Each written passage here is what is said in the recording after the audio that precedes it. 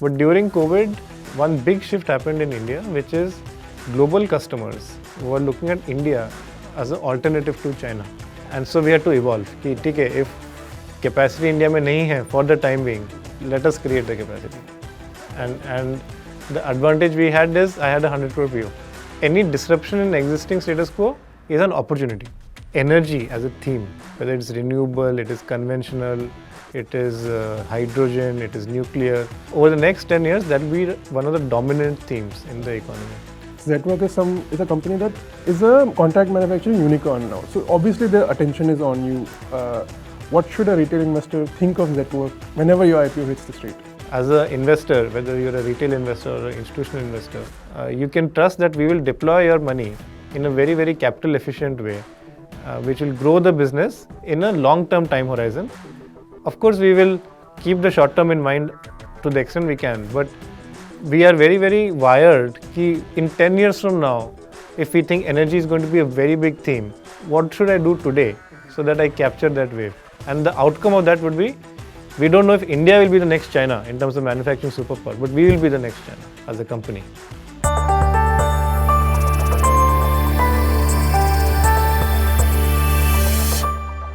Hello everyone, and welcome to another episode of Bazaar Beyond, where we deep dive into the world of finance, investing and more to help you make smart investment decisions. और मैं हूं आपका host विवेक अनंत. आज का episode special है because we have a startup founder as a guest, Amrit Achayra. He is the co-founder and CEO of Zetwerk, India's fastest growing contract manufacturing platform. He is an IITian and has worked with McKinsey and ITC. 2018 में अमृत और उनके co-founders ने Zetwerk की शुरुआत की with the idea of simplifying manufacturing. आज ये startup multiple verticals में अपने बिजनेस को स्केल कर चुका है into a powerhouse spanning electronics, renewables, aerospace, defense and more. Thank you, Amrit, for joining us. I want to start with the first question about how you founded Zetwerk, a little bit of your background also. Like, what was the idea behind starting a contract manufacturing business? Thanks for having me. So I come from Bhubaneswar. I grew up there, and I was there my entire life. And then went to college in Chennai, and then joined ITC as my first job. And within ITC, my role was to build a factory. So when I joined ITC, I just sanctioned a large investment to set up a new plant in Mysore, and small team I joined as the fifth member. And over 2 years, I learned how to build a factory, and I really fell in love with that process of building a factory. Because in that process, I was buying machinery, I was hiring people, I was building software. And it was very gratifying because 2 saal ke baad, you had a big factory to show for all your hard work, right? And that felt very fulfilling. I did a lot of other things between then. I went to the US for MBA, business school. I worked at McKinsey in the US, but I chose to come back to India. And when we were looking to start up, I just looked at what I had done before, which was this factory building experience. I was managing 100, 200 vendors. I was 21, 22 years old. I did not have any software. Everything was very manual, and just felt that it could be done better. And that was really the inspiration behind how we started. Okay. Why specifically contract manufacturing though? See, that was a problem I was familiar with because when I was at ITC, I used to manage 100 vendors. I used to order various machinery, which was for CapEx. And first of all, finding these vendors was very hard. There's no database, or you can't Google them. And when I asked my boss, how do I find? He would direct me to an engineer in the factory who was 60 years old, a lot of grey hair. And he would say, "Aap in तीन लोगों से बात कीजिए." And then out of those 3 people, 2 people have shut shop. Only one is live. Okay. Then through that one person, you find 2 more people who are in that space. Okay. Then you place an order, and then the supplier will say, "I will deliver product in 30 days." But 30th day you don't have product. It takes 45, 60 days. There's just a lot of pain points that is involved in converting an intent of buying something to actually getting it done in terms of finding the right supplier, project management, quality, etc. So that was a project problem we were familiar with, and that's how we started. So in terms of, अगर आप देखें कि आपने शुरुआत में एक marketplace model में चालू किया था, where you would touch base with suppliers, so to speak, and connect them with the manufacturers. तब जो आपने जो बिजनेस चालू किया और अभी जो बिजनेस में कितना फ़र्क हुआ है एंड क्यों आपको इतना चेंजेस एंड पिवट्स लेने पड़े थे? सी 2-3 मेन फ़र्क है. One is the nature of the business was it's moved from doing projects. कि one factory is coming up, Tata Steel is setting up a new plant in Orissa, उनके लिए they need machinery. Let us build that machinery for them. That was the nature of my business for the first 2 years. It was project by project. Okay. Again, that is what we knew from our days at ITC. Okay. The problem with that business is, it's not a repeat business. Every month they don't buy. Your customer buys only when they need. So today the main shift that has happened is 60-70% of what we do is real production, contract manufacturing in the strict sense. I get 1 year, 2 year, 5 year contracts. I have a 5 year contract with a US customer who makes trackers. I have a 8 year contract with Siemens for wind turbine components. So that is one main change in the business, because then the business becomes very predictable. Ki I know ki is next 8 years ke liye I have revenue kind of locked in. That is one main shift. And this shift happened fundamentally because the type of customers we were going after thoda bahut changed. The big shift was, till COVID, for the first 3 years, we were doing this project business only. And it was working because India mein there was a lot of capex happening. Even now a lot of capex activity is happening. So there is a lot of demand. But during COVID, one big shift happened in India, which is global customers were looking at India as an alternative to China. They called it China+1. You will have words sunenge which are like reshoring, onshoring. These are all like words that get thrown. But the fundamental dynamic was, there's a US company or an Indian MNC who used to import a lot. And they want to now, irrespective of government policy, because there is too much dependency on China, they want to diversify. Over the last 3-4 years, there's been a lot of government policy also to support in terms of PLI and things like that. So that market fundamentally did not exist before 2021. Yeah, because people were importing with China and it was working. And now suddenly people want to move out of China and do it in India. For 20 years, they've been buying from China. It's not like that much factory capacity is available in India. So for us, the problem we faced is, I was getting 100 crore PO. And I was only finding supply for 10 crores. So, or 20 crores.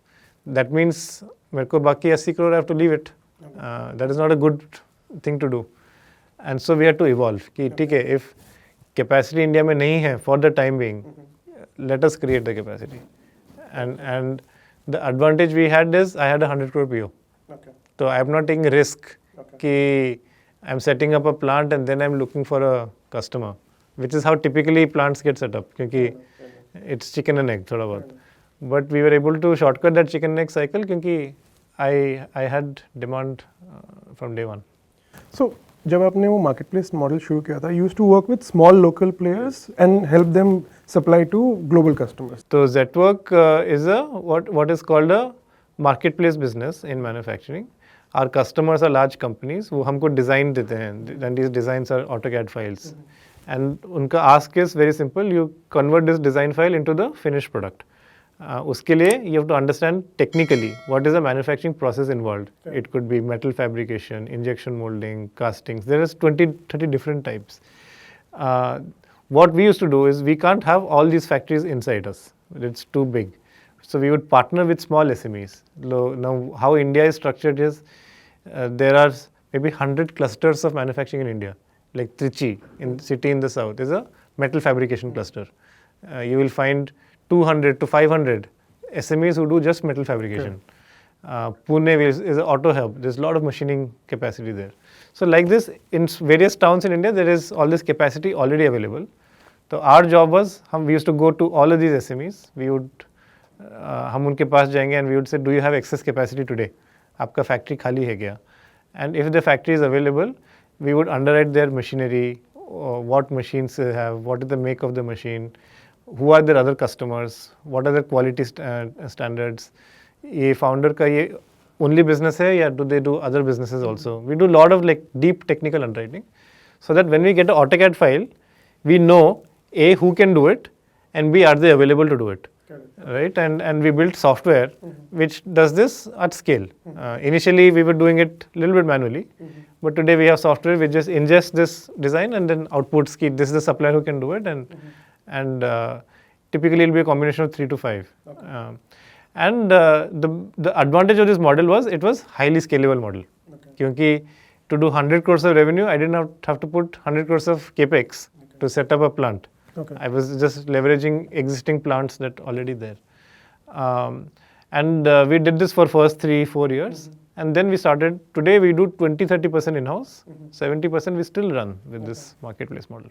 So आपने जो बोला वो 20% जो आपका in-house है, do you envisage that changing, or is it just a business dynamics issue? See, we don't have a point of view that it should be 20, 30, 50. It can be 50 also. Hamara problem, the main problem we are solving is, can I give high quality product to my customer in a timely delivery, full transparency, not just once, but 10, 100, 20, 1,000 times. Right? We want to build a very predictable business. Our philosophy is, if India mein capacity already hai, why do you want to create? If there's already 1 lakh fabrication shops in India, why do you want to create 1,00,001 fabrication shop? There's no differentiation, there's no edge. The better problem to solve there is make that supply chain more efficient. Because जहाँ पे जिसका factory खाली है, if you can fill that factory with your demand, that's a great service you're doing to the economy. But there are occasions where there's not enough factories. And I also don't want to compete with my suppliers. Right? Like, so we only set up capacity where we feel there is not enough capacity relative to the demand that is available. And we see a lot of that happening today. Fundamentally, the reason why that is happening is India is a growing economy. And the India GDP is growing at 8%, 10%, but customers are growing at 20, 30, 40%. If a company is growing at 20%, that means their supplier also has to grow at 20%. Later, then how will they get product? And typically, that is hard. Like for demand will always grow faster than supply in any kind of segment you take. And so and that's a very good place to be, because you're not taking demand risk when you're setting up a new plant. You already have demand on day one. ये जो आपने China+1 के बारे में जो बात किया था, जो भी ग्लोबल हेडविंड्स देख रहे हैं, ट्रेड वॉर जो भी चल रहा है, उससे कुछ धक्का मिलेगा ये जो हमारा एफर्ट है, like will we be hampered? No, see, the short answer is it depends on the time of the day. Like these things are changing pretty quickly. I would say in a long-term time period, it should not matter. You take a 3-year, 5-year view. You can't undo these fundamental changes. India is a young society. The workforce is young. The availability of talent pool in India is high. The Indian market size is very high compared to, let's say, Vietnam or other companies we are competing with from a manufacturing dollars point of view. So that will be the same 1 year from now, 3 years from now, 5 years from now. In fact, it will become even more and more favorable for our country. There will be some headwinds here and there. Like tariff is one headwind. Russia-Ukraine war was also a headwind. It disrupted the existing status quo. But my feeling is any disruption in existing status quo is an opportunity. It may not be immediately clear what that opportunity is, but for sure something has changed for the buyer. And hence, if you can come and solve that problem for that buyer, then you've suddenly become more valuable to them. For us, what that means is we actually did have to diversify outside of India also. Supply. So we have today supply in Mexico. We have supply in Vietnam. India is our core. Like 80% of our supply is India. But that 20% I have in Vietnam, Mexico, a little bit of Eastern Europe. And that gives us flexibility that we can offer to our global clients. That look, we have a affordable solution for a US customer. We have a low-cost solution, which is India. We have a quick solution, which is Mexico. We have an ultra-quick solution, which is US. US is more expensive. Mexico is less expensive. India is the least expensive. You give the choice to your customer, and they will decide. Why do you want to decide on behalf of your customer? You have taken bets in electronics and renewables also. It's been a very, not late, as in it has happened in the recent past. What is your prognosis in terms of manufacturing growth here?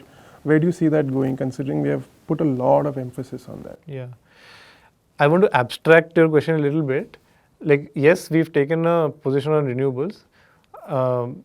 My strong belief is that energy as a theme, whether it's renewable, it is conventional, it is hydrogen, it is nuclear, over the next 10 years, that will be one of the dominant themes in the economy for a couple of reasons. One is for the last 10-20 years, globally, आप देखेंगे, China did capex for the entire world. In the sense that somebody needs a new manufacturing output, China had so much debt that they were able to kind of just do it. Today, that is not the case. India has Make in India. India wants to be self-sufficient. US also has their own version of Make in America, etc. All countries will kind of go through this shift where at least some part of their core supply chains, they do want it to be highly local, and they'll still keep doing trade. Now, because of this, industrialization as a theme will be a very powerful theme for the next 10 years. And industrialization is fundamentally constrained by energy. Okay. If you don't have enough power to run your plants, then you can't set up a factory, right? And so while we do a lot in renewables, I would say almost 35-40% of our revenue is from renewables. But our strong view is it is a theme which is beyond renewables. Even traditional electricity, anything that is touching power components will be a very powerful theme for the next 5-10 years. You also made a lot of acquisitions. अभी आपने recently एक company को acquire किया था. What I want to understand is ये जो acquisition आप regularly कर रहे हैं, is it to enter into a specific vertical? I mean, is that the strategy that you're going ahead with? I'll give you a live example, like with the recent acquisition. So we acquired a transformer company. It is linked to energy, as we can. So transformers are needed to evacuate power into the grid. Today, when we talk to a solar developer both in India or US, they will not say कि I am bottlenecked by मेरे को modules में problem है, or they will not say कि मेरे को metal components में problem है. They will say कि it is taking me 18 महीना to 24 months to buy a transformer. So if a developer has to set up a new solar park, they have to decide today for 2028 or 2029. Okay, today they have to decide for next 2-3 years. Because transformer, it is taking 24 months. If you look at Facebook earnings calls, Mark Zuckerberg basically said that the biggest problem they're facing today to put new AI capex is the transformer. Because Schneider Electric is booked till 2030. And we also see this. Okay. They are all customers of ours. Okay. In the last 6 months, we have won almost $150 million, almost 500-600 crore, 800 crore of just transformer orders. And we are delivering it all in 2 years from now, 3 years from now. Okay. And so we are seeing this.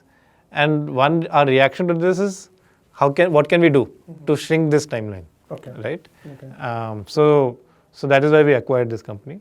We feel that, of course, we'll have some solutions organically, but these are also highly technical products. It's not like you and me can decide tomorrow we want to set up a transformer plant and we can do it. It's a very high barrier to entry, very technically challenging, complex product.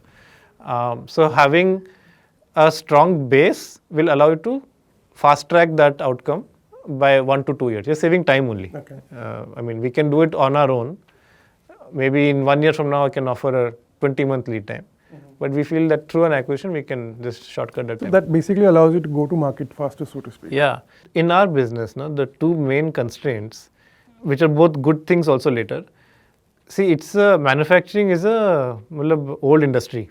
Our customers are companies who have been around for 20 years, 40 years. L&T, Tata, Schneider, Samsung. These are all like big companies. They've been around for a long time. And they're conservative buyers. It's not like they wake up today and say, "Mereko ek naya supplier aaj chahiye." So getting in is hard. But once you get in, getting out is also hard. So it's once you're in for life. So one of the things we have found success from M&A is just getting in. I'll buy a small factory who is already supplying to, let's say, a Schneider. मेरे को 1 year, 2 years लगता to just do that sale on my own. But I am getting in, and then I'm able to show the customer what all I can do. Got it. It's easier it's always better to have a warm intro, no, than to be an outsider. So that is the same logic here. So I read in the papers about the upcoming IPO. Next year you're planning an IPO.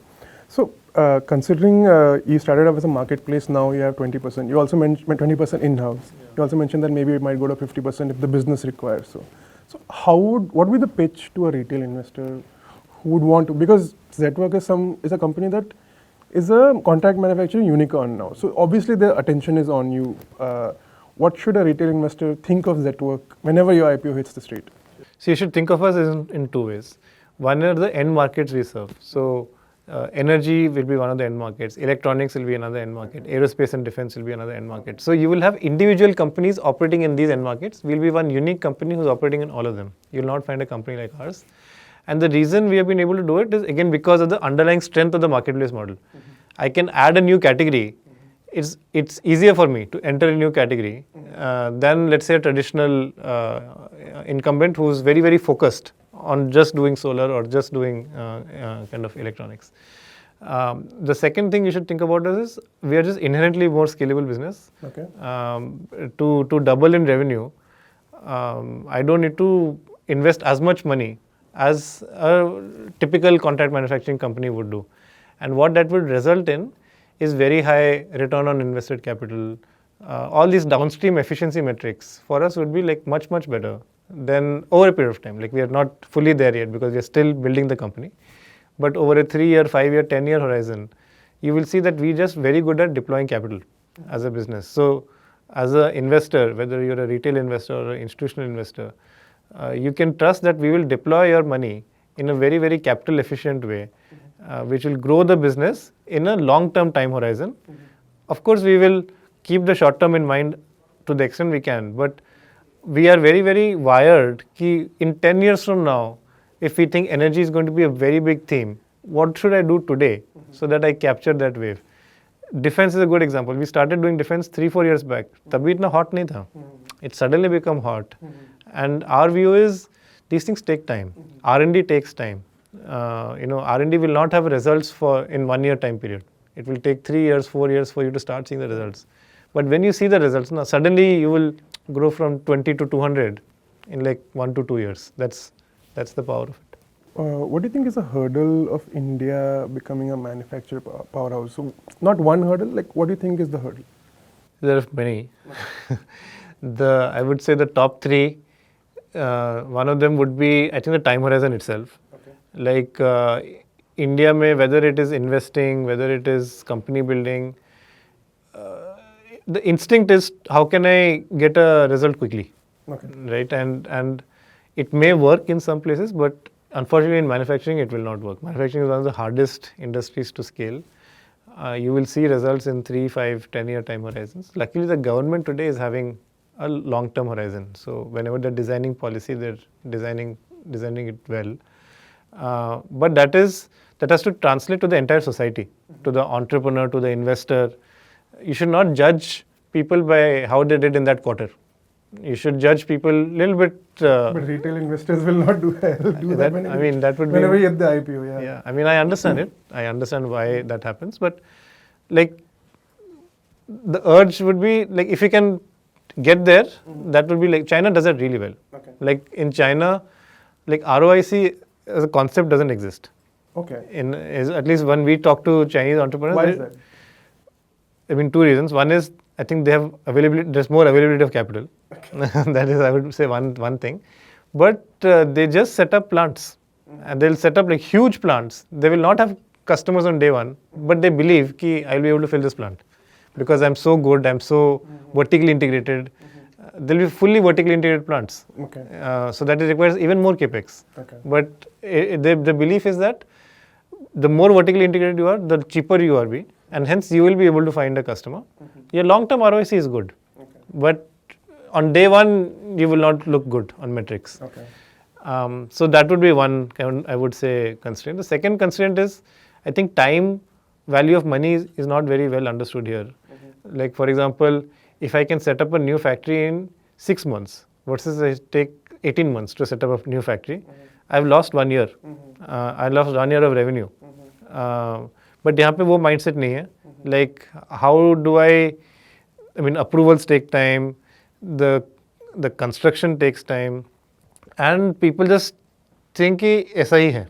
मतलब, there's no way वो 18 महीनों को I can shrink it to 12 months or 6 months. But look at Elon Musk, he is able to set up a biggest data center in the world in 1 month, which, I mean, nobody else is able to do. Suddenly he's got so much edge, right? So we need to appreciate कि time का एक value है in terms of money, and hence speed is the biggest driver of success, is what we feel, and we are an embodiment of that. You know, everything we do, we try and do fast.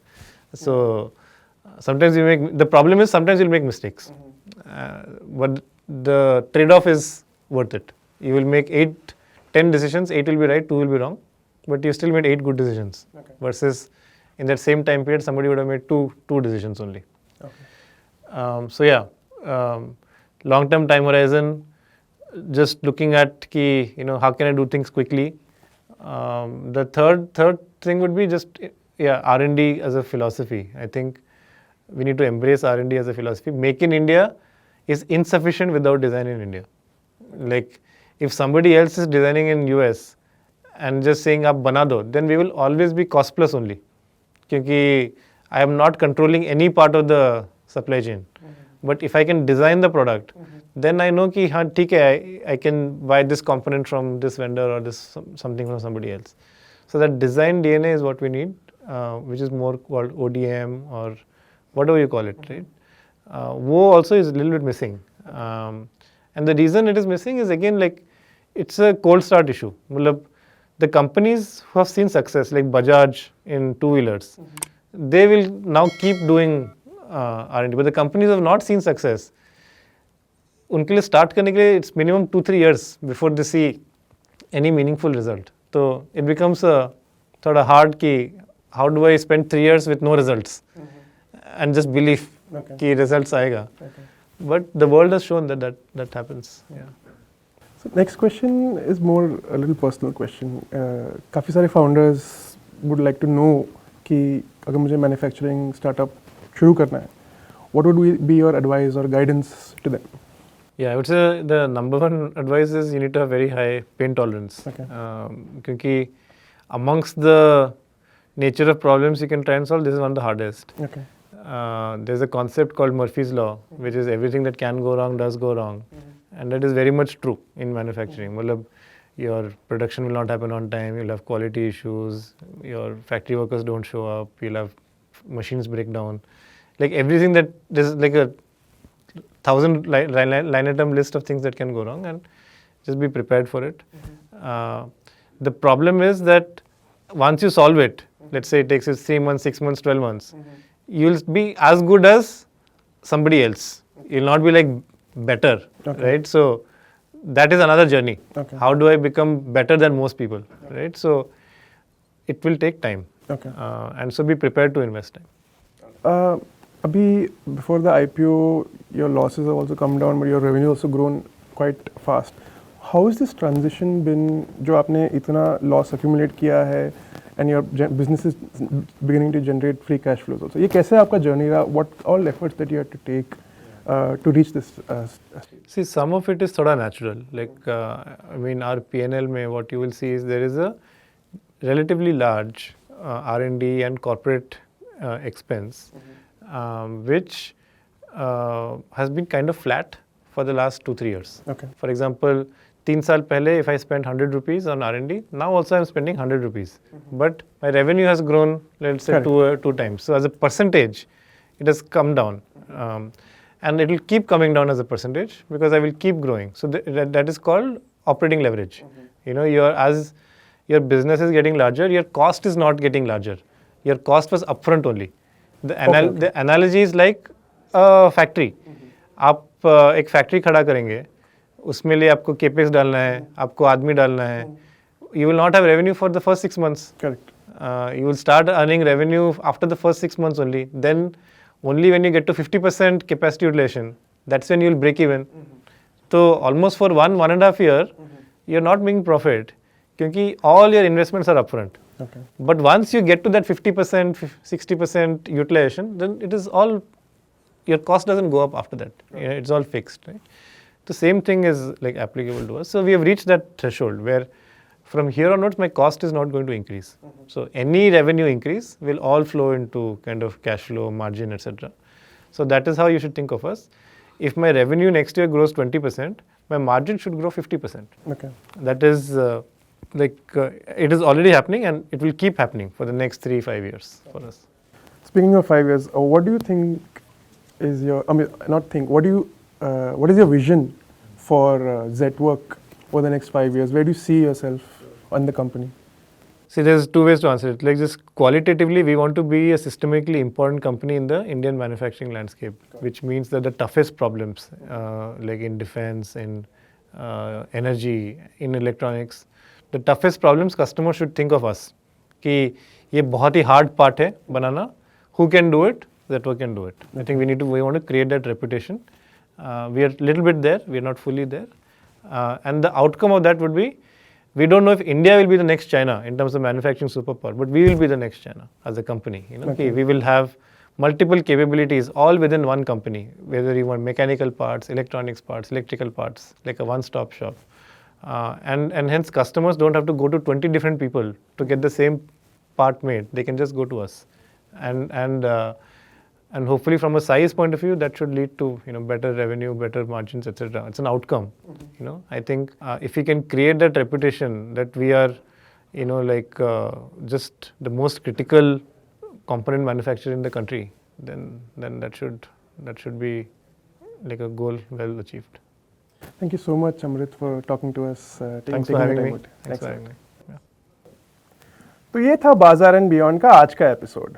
अमृत ने हमें बताया कि कैसे ज़ेटवर्क ने एक global manufacturing footprint create किया है and how India's capital expenditure स्प्री is creating the need for local manufacturers.